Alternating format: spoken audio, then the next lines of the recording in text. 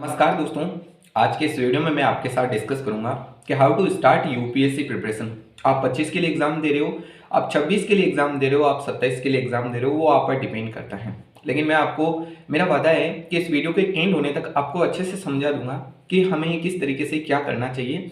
आप इस वीडियो को पूरा देखिएगा और आपका जो भी डाउट्स होता है वो आप कमेंट बॉक्स में कमेंट कर सकते हो, मैं आपको ज़रूर रिप्लाई करूँगा। तो अब चलिए वीडियो की शुरुआत करते हैं।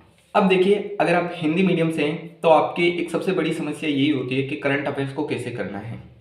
देखिए, करंट अफेयर्स जो होते हैं ना, वो आप तभी अच्छे से समझ पाएंगे, सब्जेक्ट के साथ लिंक कर पाएंगे, जब आप सिलेबस को थोड़ा बहुत पढ़ चुके हैं, उसको समझ चुके हैं, साथ ही आप प्री के और मेंस के पीवाईक्यू देख चुके हैं। तभी आप समझ पाएंगे कि यूपीएससी में करंट अफेयर्स को कैसे कनेक्ट करके पूछा जाता है, तो आप वो अच्छे से समझ पाएंगे। तो शुरुआत में कोशिश कीजिए कि आप करंट अफेयर्स को अवॉइड करते चलें। आप बस जो है कोशिश ये रखिए कि आप बस थोड़ा सा न्यूज़पेपर को डेली समय देते रहिए, और जो हो सके तो थोड़ा थोड़ा जो करंट अफेयर्स या फिर जो एडिटोरियल डिस्कशन होती है यूट्यूब पर, वो आप देखते रहिए। स्टार्टिंग में बस ये कीजिए करंट अफेयर्स के लिए। अब देखिए, जो करंट अफेयर्स की जो जड़ होती है वो होती है आपकी इकोनॉमिक्स और पॉलिटी में। तो पहले आप इन दो सब्जेक्ट को कवर कीजिए। अब इनके लिए क्या करना है कि आप इकोनॉमिक्स को देखिए सेल्फ स्टडी से कर रहे हो तो आप एनसीईआरटी से करोगे या फिर संजीव वर्मा इनसे करोगे। लेकिन अगर आप चाहते हो कि तो आप टेलीग्राम पर देख सकते हो, मोनाल सर के फ्री लेक्चर्स अवेलेबल हैं, तो आप वो भी कर सकते हो। और नहीं तो उनके खुद के यूट्यूब चैनल पर ओल्ड लेक्चर अवेलेबल है, तो वो भी कर सकते हो। और फिर जो उनकी विन सीरीज आती है वहां से आप इसे अपडेट कर सकते हो। और पॉलिटी के लिए आप चाहो तो किसी भी टीचर की जरूरत नहीं है। मार्केट में बहुत सारी स्टैंडर्ड बुक्स आती हैं, चाहे वो लक्ष्मीकांत हो, चाहे वो राजेश मिश्रा की हो। और जो सबसे ज़रूरी है वो है कि आप 11th की एनसीईआरटी को कीजिए, क्योंकि वहाँ से आप मेंस में बहुत ही अच्छी पकड़ बना पाएंगे। तो इन दो सब्जेक्ट के लिए मैंने आपको रिसोर्सेज भी बता दिया है, साथ ही क्यों कवर करना है इन्हें पहले ये भी बता दिया है। क्योंकि करंट अफेयर्स में अब जब न्यूज़पेपर उठाओगे तो अधिकांशतः आपको इन्हीं को समझना पड़ेगा। ठीक है, फिर इनके बाद आपको क्या करना है। तो अब देखिए, अब आप लगभग जो है दो सब्जेक्ट को अच्छे से कवर कर चुके हैं, तो अब आपकी करंट अफेयर्स पर भी पकड़ बनने लगेगी। आप करंट अफेयर्स के डायमेंशन को समझ पाओगे, उनको जैसे कि इकोनॉमिक्स को पॉलिटी से, पॉलिटी को इकोनॉमिक्स से कनेक्ट कर पाओगे। और इसके बाद आपको क्या करना है कि अब आपको पीवाईक्यू की बुक लेनी है और वहां से आपको धीरे धीरे इन सब्जेक्ट से जुड़े हुए पीवाईक्यू को सोल्व करना शुरू कर देना है। क्योंकि देखिए, शुरुआत में आप चाहो तो स्टार्टिंग में भी ले सकते हो पीवाईक्यू, लेकिन मैंने आपको बाद में बताया ताकि आप समझ पाओ कि कहाँ से क्वेश्चन पूछा जा रहा है, कौन सा टॉपिक से जो है यूपीएससी जो है अधिकांश से थोड़ा माइक्रो लेवल में जा रही है, और कहाँ से जो है बाहर बाहर से ही क्वेश्चन पूछ रही है, तो ये आपको पता चल जाएगा। और इसके बाद आप आ सकते हो दूसरे सब्जेक्ट जो प्रीलिम्स के रामबाण हैं, वो हैं हिस्ट्री और ज्योग्राफी। इन दो सब्जेक्ट को आपको अच्छे से प्रिपेयर कर लेना है। हिस्ट्री के लिए देखिए, आप चाहो तो एनसीईआरटी को, तो एनसीईआरटी तो बेसिक है, आप जानते हो हर टॉपर यही बोलते हैं एनसीईआरटी के बारे में। और जो स्टैंडर्ड बुक्स आती है, जैसे कि देखिए मॉडर्न के लिए विपिन चंद्रा या स्पेक्ट्रम हो गई, मिडाइवल के लिए सतीश चंद्रा हो गई, और एनसीईआरटी के लिए आरएस शर्मा हो गई, ये आप पढ़ सकते हो।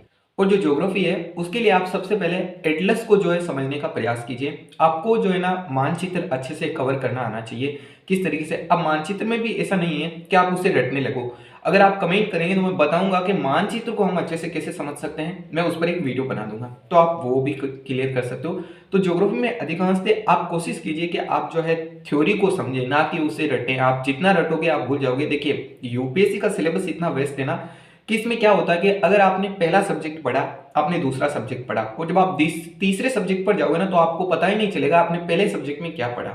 तो इसीलिए जब आप लिंकिंग से पढ़ते चलोगे ना तो आपको हर एक चीज कनेक्टेड रहेगी और आप अच्छे से समझ पाओगे। आप जितना रटने की कोशिश करोगे आप उसे रट नहीं पाओगे।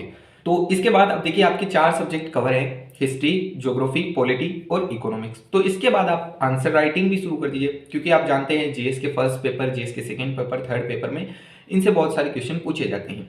फिर इन्वायरमेंट आ जाता है, इकोलॉजी आ जाता है, साइंस टेक आ जाता है। तो यहाँ से भी जो प्रीलिम्स होता है ना, वहां पर बहुत सारे क्वेश्चन आते हैं कि इन्वायरमेंट का पोर्शन बहुत ज्यादा अब बढ़ रहा है धीरे धीरे, क्योंकि जो फॉरेस्ट सर्विस का एग्जाम है वो भी यूपीएससी में जो है इसके साथ ही होता है।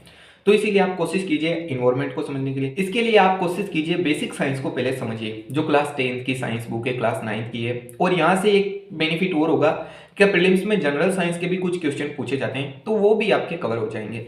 फिर आपको क्लास 12 की बायोलॉजी की बुक से जो 3-4 चैप्टर है वो पढ़ लेने हैं। और फिर इसके बाद में आप चाहो तो किसी भी कोचिंग के नोट्स, अब देखिए कोचिंग के नोट्स क्यों जरूरी है, मैं आपको उसका भी एक रीजन बताता हूँ। हर सब्जेक्ट में आप कोशिश कीजिए कि आप अपनी बुक्स के साथ कोचिंग के नोट्स को भी थोड़ा प्रेफर कीजिए। और सबसे ज़रूरी बात यही है कि आप जितना हो सके अपने रिसोर्सेज को लिमिटेड रखिएगा। अगर आप जितना रिसोर्सेज के फैलाते जाओगे ना, उतना ही आपके लिए इम्पॉसिबल होगा क्रैक करना और साथ ही फिर उन रिसोर्सेज का रिवीजन करना। तो जितना हो सके रिसोर्सेज को लिमिटेड रखिए और उन रिसोर्सेज से अपने खुद के नोट्स बनाइए। दूसरों के नोट्स के पीछे मत भागिए, खुद के नोट्स बनाइए जो एक थोड़े अलग नोट्स होंगे, आपके खुद के होंगे, आप खुद ही उन्हें अच्छे से समझ पाओगे। तो ये ज़रूरी है। अब मैं बता रहा था कोचिंग के नोट्स क्यों ज़रूरी होते हैं। तो देखिए होता क्या है ना कि कभी कभार जो बुक बनती है जैसे कि एनसीईआरटी हो गई, भाई एनसीईआरटी तो जो है स्कूल लेवल के लिए बनती है। तो अगर एनसीईआरटी पढ़ के हम यूपीएससी निकाल लेंगे तो फिर जो क्लास 12 में पढ़ रहा है वो क्यों नहीं निकाल रहा। तो बस एनसीईआरटी हमारा पढ़ने का उद्देश्य ये नहीं है कि हम यूपीएससी ही निकालें, बल्कि हम चीज़ों को समझें, हम उन पर सोचने का प्रयास करें। आपने अगर नोटिस किया होगा जब आप एनसीईआरटी पढ़ोगे तो हर जगह वो एक क्वेश्चन मार्क लगा देता है। तो आप सोचने पर मजबूर होते हो, आप समझने पर मजबूर होते हो, रटने पर नहीं। तो वो चीज़ें आप वहाँ से करोगे। लेकिन जो कोचिंग के नोट्स होते हैं उनमें आपको थोड़े फैक्ट मिलेंगे। अब जानते हो प्रीलिम्स में 2023 का पेपर अगर आपने देखा हो तो अगर आप सिर्फ थ्योरी को पता है तो आप क्वेश्चन को सही नहीं कर सकते हो 100%। तो इसीलिए आपको थोड़े फैक्ट भी पता होने चाहिए। तो जो कोचिंग के नोट्स होते हैं वहाँ से आपको थोड़े फैक्ट कवर होते हैं। तो कोशिश कीजिए कि किसी एक कोचिंग के नोट्स आप खुद को प्रेफर कीजिए कि आप इस कोचिंग के नोट्स को पढ़ रहे हैं। तो ये हो गया कोचिंग के नोट्स का भी डाउट क्लियर। और फिर यहाँ तक आते आते लगभग आप 70 से 60% सिलेबस को कवर कर चुके हैं। इसके बाद में जो बेसिक सब्जेक्ट आ जाते हैं जैसे कि सोसाइटी हो गई, इंटरनल सिक्योरिटी हो गई, डिजास्टर मैनेजमेंट हो गया, ये आप जो है यूट्यूब पर बहुत सारे फ्री लेक्चर्स हैं। मैंने इस वीडियो में बहुत डिटेल से बता रखा है कि यूपीएससी की कंप्लीट प्रिपरेशन आप यूट्यूब पर फ्री कैसे कर सकते हो, तो आप वो भी देख सकते हो। फिर इसके बाद में एथिक्स आता है, तो इस वीडियो में मैंने ये भी बता रखा है एथिक्स की क्लासेस आपको कैसे करनी है, वो सारी डिटेल।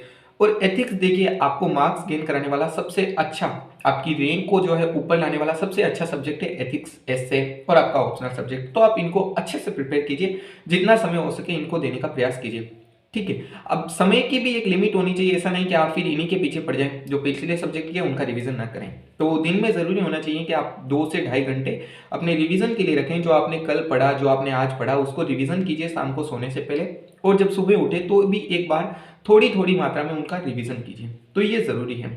तो आई थिंक देखिए मैंने आपको अच्छे से प्रयास किया है कि मैं आपको बताऊं कि किस तरीके से हम शुरू कर सकते हैं। लेकिन इसके बाद भी अगर आपका कोई डाउट रहता है, जैसे कि मैंने कहा कि मैप को अच्छे से कैसे समझें, ये डाउट है तो आप कमेंट कीजिए। और इसके अलावा भी कोई दूसरे डाउट्स हैं तो आप वो कमेंट कर सकते हो। मैं प्रयास करूंगा आपको रिप्लाई करने की भी और वीडियो बनाकर भी समझाने की।